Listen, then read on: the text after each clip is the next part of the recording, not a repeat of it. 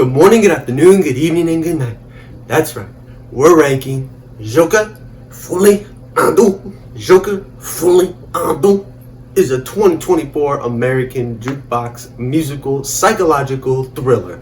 A sequel to Joker from 2019, Arthur Fleck is institutionalized at Arkham, awaiting trial for his crimes as Joker. While struggling with his dual identity, Arthur not only stumbles upon true love, but also finds the music that's always been inside him. Now, this movie has been getting a lot of grief lately, and quite honestly, I think it's a little much, but let's just talk about that and go over it in the 10 essential aspects of a movie. First is plot. Does the movie follow a comprehensive story arc and is plausible within the world that has been created? The plot is where I think a lot of people have complaints about this movie, which is very justified. When you make a sequel, a movie like this especially, you have to have a good reason, and it was obvious that there was not a good reason to make the second one other than the fact that the first one made a lot of money. The director never planned on making a second one. The first one was just supposed to be a standalone film, but it made so much money and was just so successful that they felt like they needed to make another one, and this falls into that hole of just not needing one. You should make a sequel because you have a new perspective or story to tell that is so important that you have to make another movie, not just for the sake of getting money. And the plot in this movie, it wasn't bad for the first half of the movie, but then the second half kind of takes away anything that was built in the first half of the movie and ends up kind of going nowhere completely. And that's, I believe, what people are so frustrated at, is the fact that this movie just kind of goes nowhere and quite honestly goes backwards to the original movie. Something that was good about the original movie was the character development. Arthur Fleck turning into the Joker and then at the end being the Joker. Well, this movie, it's like the Joker doesn't even exist. The movie really almost isn't even about Joker. He is probably in this movie for less than, I don't even know, like 5 minutes. And the times that he is the Joker, it doesn't feel like him. It feels like, which is purposely done, but it just doesn't make any sense why they decided to go that route. They should have expanded upon what the audience wanted, which was seeing the Joker exist in the end of the first movie and then branching out on how he uses that to his advantage and becomes the Joker rather than just Arthur Fleck in the second movie. They don't do that.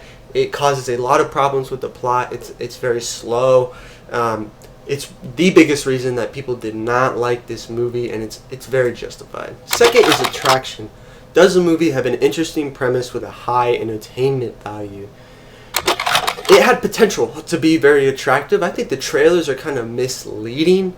The parts of the movie that could be interesting is the story development of how the Joker becomes, this big image and is this character that everyone loves and this leader that has some interesting points to him, some depth to him. Expanding upon that would have been interesting, and it seemed like that's what they were doing, but honestly they kind of misled you with the trailers. That's not actually what happens. They don't really expand upon the Joker at all. The introduction of Harley Quinn is very interesting, and I did like that they went away from this high-voiced, annoying Harley Quinn that's usually present in the comics to a very competent, smart Harley Quinn that is, like the title suggests, as crazy as the Joker, and that's why they work well. It's attractive as a premise. It's why it's been successful in comics, but they just didn't execute it well. They didn't do a good job. So it does have attraction, but unfortunately they really fell short in the movie, so it's going to lose that attraction. Third is theme. What message or truth is the movie trying to convey? Now, this movie, obviously by the title, Folie et Deux, is about the delusion or mental illness shared by two people in close association, which is what Folie et Deux means. And that's what this movie does hint at the message of relationships and shared madness, how dangerous it is to only listen to the people that are like you. Now that could be, it's kind of a stretch. I don't know if that's exactly what the director is going for, if he really had a message or theme in this movie, but I would say that's something you could take out of it. Is it's just the potential and dangers of just listening to people that are just like you instead of people who are different than you. Fourth is dialogue. Is there a real feel to the conversations? I think the dialogue in this movie is well done. Dialogue is something I feel is really present when it's not done well. It's very obvious, but it's something that you don't really notice if it's done well, and it's something I didn't have to notice in this movie. I thought it was done well. I think characters spoke differently the way that you felt they would, which made them feel real, and that's sometimes a hard thing to notice because you just feel like the characters on screen are real. And they do have in this movie they have a different way of talking because they are a little different mentally. They don't process things quite the same, and I do think it shows, and it was done well in this movie. Fifth is acting. Are the characters convincing? Now, the acting in this movie is fantastic. It's really well done, and I think that's something that is important to this movie. About people just dogging on it, about it not being good. There are definitely great aspects of this movie still. Joaquin Phoenix as Joker. He does it again. The first movie, he did such a great job. This movie, he does an amazing job. And can we talk about like the commitment to role that this guy has? I mean, he's so skinny in this movie. I kind of forgot how skinny he was in the first one. And then I watched this one and it's just, I cannot believe that man gets down to the weight he gets to. But he's so committed, and he felt the exact same as the first movie. He just does a good job with this character. He convinces you that this is a real person. He kills it once again.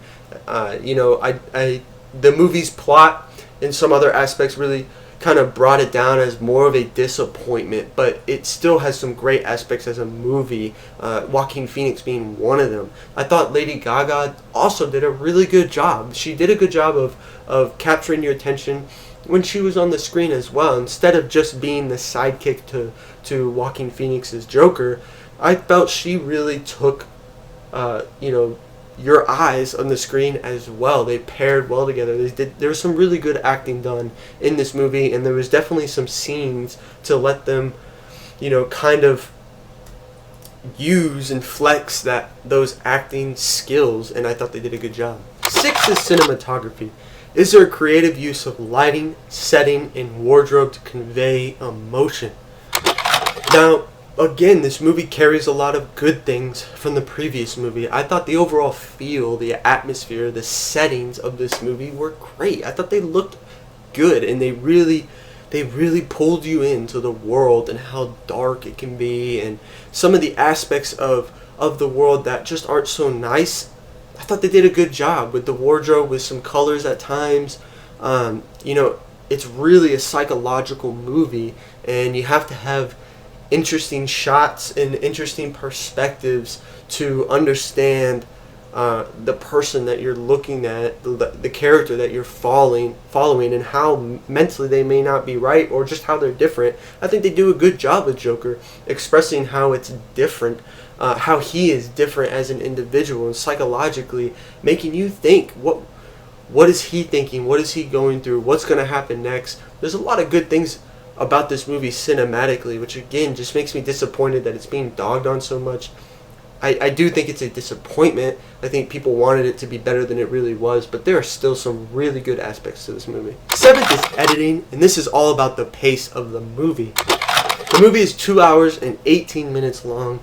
It is entirely too long.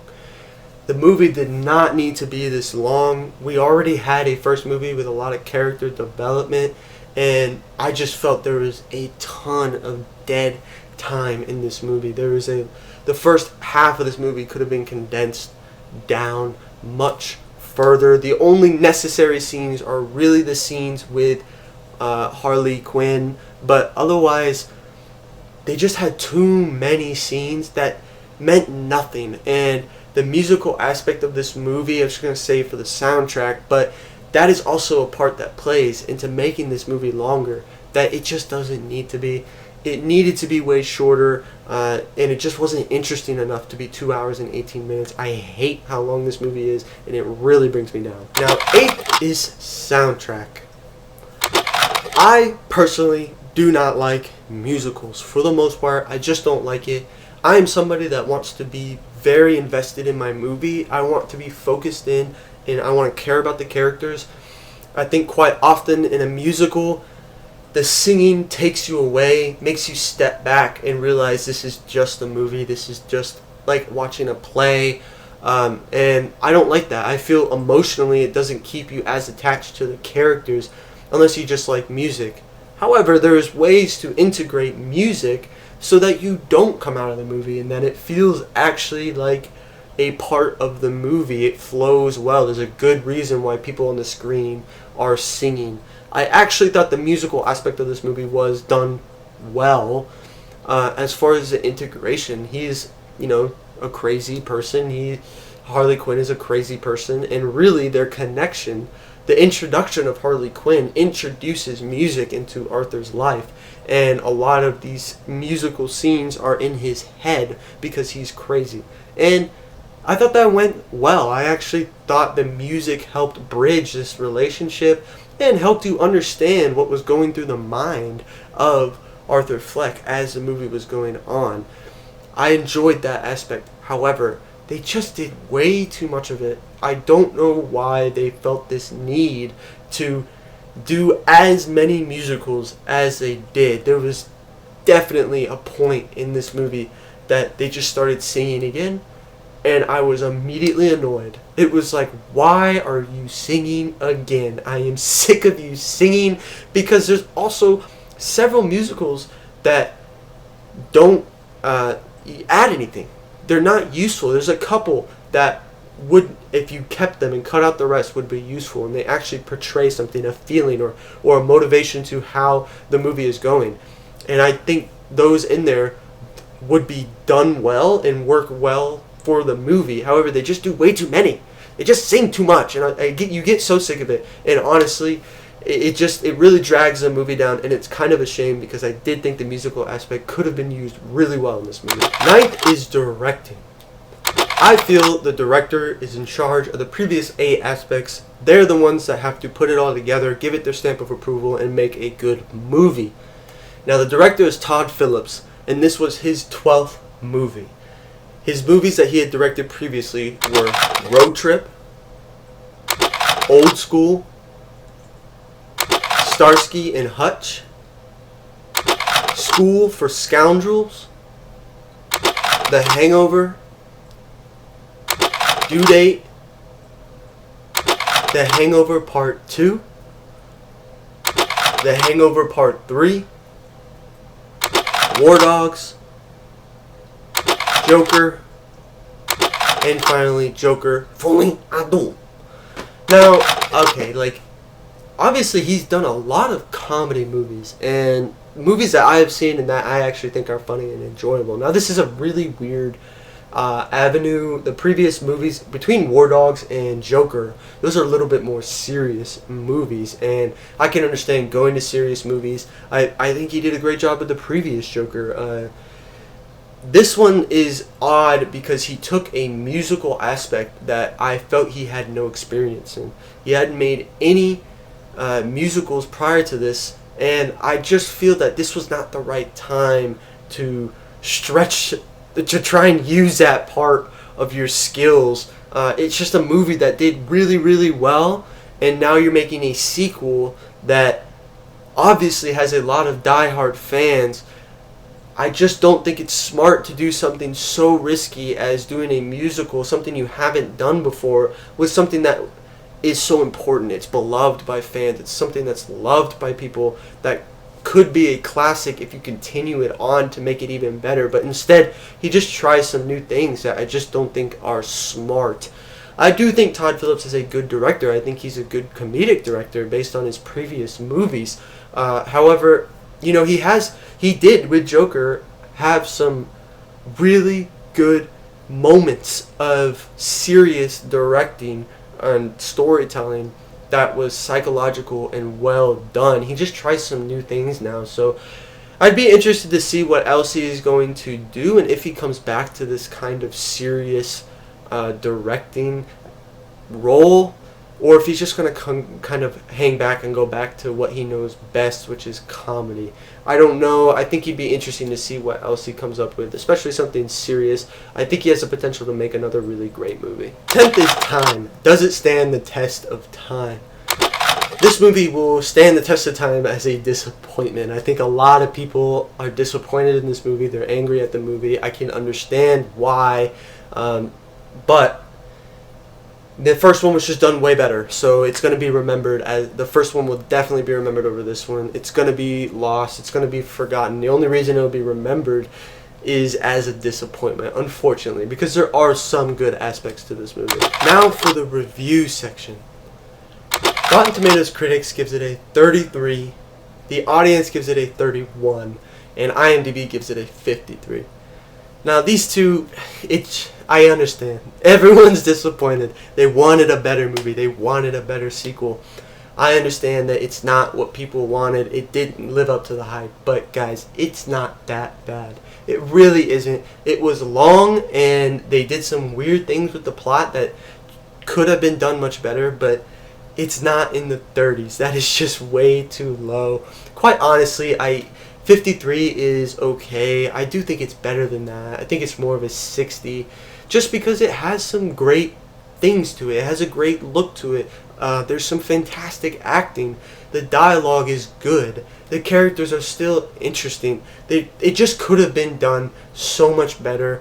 However, I don't understand why people are acting like it's just a terrible movie. It's not. It's decent. It's got definitely got redeemable qualities to it. It's just not as good as people wanted it to be. Alright, lastly for the rankings. For the year of 2024, on the entertainment side, out of 18 total movies, I'm going to put it 14th, just below The Ministry of Ungentlemanly Warfare, and above It Ends With Us. It's not good in the sense that it's not very entertaining. It's super long, and the story kind of goes nowhere. And once you know that, I actually think it gets even worse to watch again. It is definitely a movie I will not be watching again. So it's in that category. It's in that part of the list now. I've got it below Ministry of Ungentlemanly Warfare just because I do feel that one is a little bit easier to watch, though I wouldn't watch it again. It's more lighthearted. It's not as serious, and that makes it easier to watch. If I remember right, it's not as long. At least it didn't feel as long. I mean, I do remember wanting that movie to end, but it's just a little bit of a lighter movie, easier to watch, more entertaining, I would say. I've got it above It Ends With Us. That's a movie, again, I would not watch. However, cinematically, the Joker does have redeemable qualities. There are some good aspects to it. I do think it visually was pleasing, and there was some nice things about the setting. It Ends With Us is just, I don't know, it's just too boring. Honestly, when you get down to this low of the list, you really just have to nitpick, and I think it's just a personal preference. The Joker is more interesting. It's darker. I like that about it. I enjoy the world of the Batman universe. I enjoy the concept of the Joker better than a movie like It Ends With Us, which is just a rom-com that I didn't really like that much. As far as cinematography, out of 18 total movies, it's going to go 6, just below Trap and above Transformers 1. Now, the movie does not have an emotional aspect to it. I didn't care about the characters enough to have an emotion towards the movie. That's why it's below something like Trap. Because Trap, Up are movies that had emotion for me. And they did other things well, but the emotion is what kind of sets them above. I think this movie it has no emotion, but cinematically it does look very good. It's got some fantastic acting. The world is somewhat interesting. These things are done well. It just doesn't have good emotion, and the plot is somewhat boring. It just doesn't really go anywhere. It does throughout the movie, but it's just unfortunate the way it wraps up. I have it above Transformers 1 just because Transformers 1 was like appealing visually, but you know, the thing that was really pulling it up to 7th place was the idea of Transformers as a whole. The idea of having these robots, how they work, where they're from. That was all really cool. But that's just not as high on the totem pole for me as something as like Joker, where it does have really, really good acting. And cinematically, you know, it does have good shots. It may not have the depth as far as the background as Transformers, but I feel something like great acting is a really good representation of cinematography, where Transformers, it's just the background. So that's why I kind of put it over Transformers. It's the stuff that it does really well, I feel, is also really important to movies and how movies are represented. For the decade of the 2020s on the entertainment side, it's going to be exactly the same, just one down. Out of 19 total movies, it's going to be 15th. Again, below The Ministry of Ungentlemanly Warfare and above It Ends With Us. It's the exact same reasons as before, it's just moved down a little bit. Now, cinematically, again, it's at the same order. In fact, it's actually the same place. It's going to be 6, just below Trap and above Transformers 1 for the exact same reasons. Now, for all time, out of 25 total movies, on the entertainment side, it's going to be 20th. Again, just below The Ministry of Ungentlemanly Warfare and above It Ends With Us. It's the same reasons. You get down on this portion of the list, it's going to be, there's a lot of redundancy just because the movies are bad and they're bad for various reasons. So the difference between them entertainment-wise and cinematically doesn't change, and the list just kind of becomes the same the farther down and the worse the movies get. As far as cinematography, all time, out of 25 total movies, it's going to be 9th, just below The Mist this time and above Transformers 1. Again, The Mist is one of those movies that has emotion to it. It's got interesting visuals. It does a lot of things well and then does some things great. I thought the emotion was great. You hate characters, you love characters, you feel fear, you feel anxiety. Those are all really good things. I feel like they represent film really well because you're so invested into the movie and the characters and you're thinking about it. That's what puts it over a movie like Joker, where it just doesn't have the emotion, but honestly it has some good things as far as cinematography goes. Now that's all I've got for Joker, Folie, Deux. You know, I just realized I've been doing that the whole time, like, so seriously. It's not as bad as people say, but it's definitely disappointing. It's definitely got some aspects that could have been done so much better. However, there are some really good parts of this movie. I think there's just a part of me that likes to look at the good side of movies and somewhat play down the bad side, because, you know, this is something that people put hard work into, and it doesn't mean it has to be praised, but there's always something good to take out of it. I think there's a lot of good things to take out of this movie, but there are some real glaring problems. Make sure you comment. Tell me your opinion. Do you think I'm wrong? Am I giving it too much grace? Or do you agree that it's just being over analyzed and put down for not really a good reason, just the fact that it was a disappointment? Do you agree with that? What is your favorite villain? What's a favorite villain in movies that you have? Make sure you comment a movie you want me to review next. Subscribe if you want to see more reviews by me. But that's all I've got for you guys. I'm Mr. Majoritarian. Stay classy, San Diego.